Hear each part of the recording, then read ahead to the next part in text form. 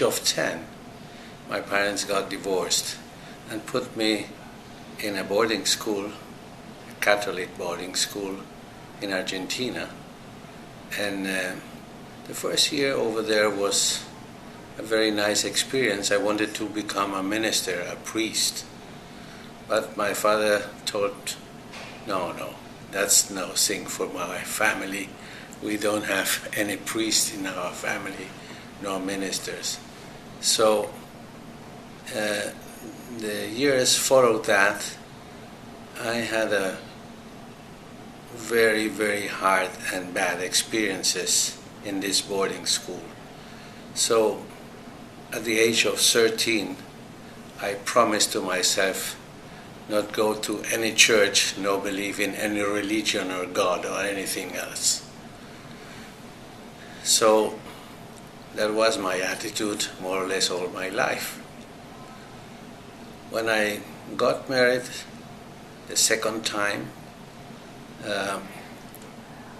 my wife, after giving birth to our daughter, got very ill. It was very, very difficult. And her mom suggested her to start reading a herald about the healings in that herald. And she did that, and then got in contact with a Christian Science practitioner and asked her for help over prayer to get rid of this problem, that very big problem she had. So after several months, I observed, I could see the incredible progress she made. She wasn't completely healed, but she made such a progress that I was amazed. So I started to think, well, there is something behind that. There is something I have to discover. I have to read or to know more about that. What's the secret of this progress? What was the healing? So I started going to church, but only on Sundays. It was the first time very strange for me that all the services, the people were sitting, never kneeling. It was also interesting that there were two readers, not a priest, and there were no crosses, no figures, anything else in the church.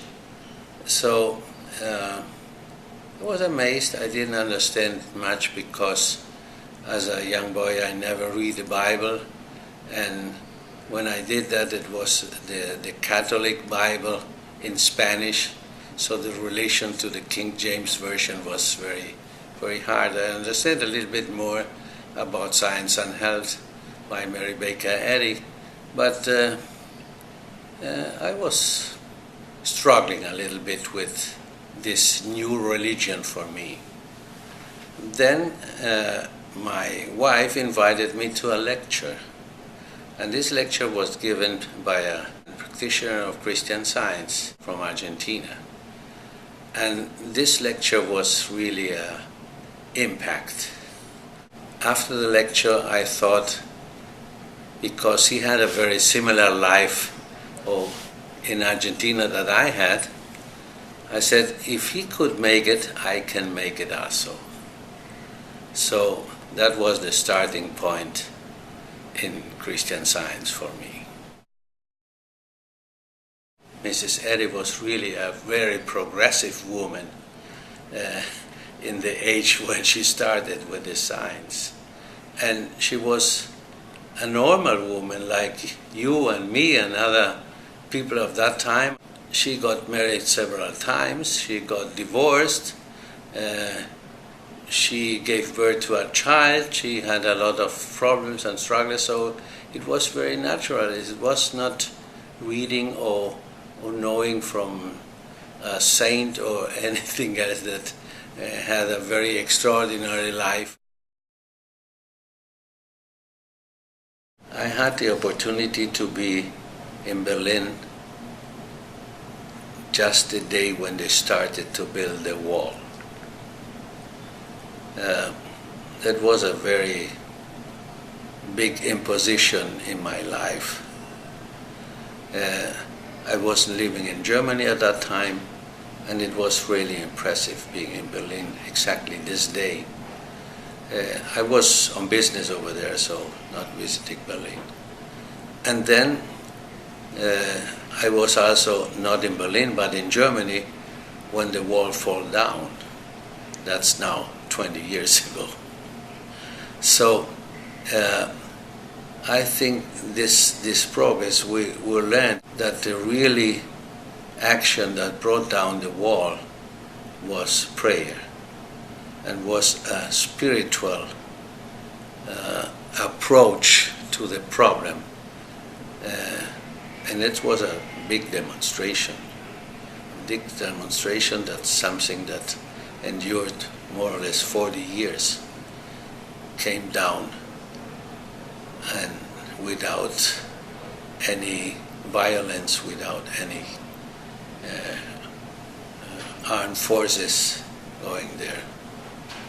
And so for me it's a demonstration, an experience that prayer really helps.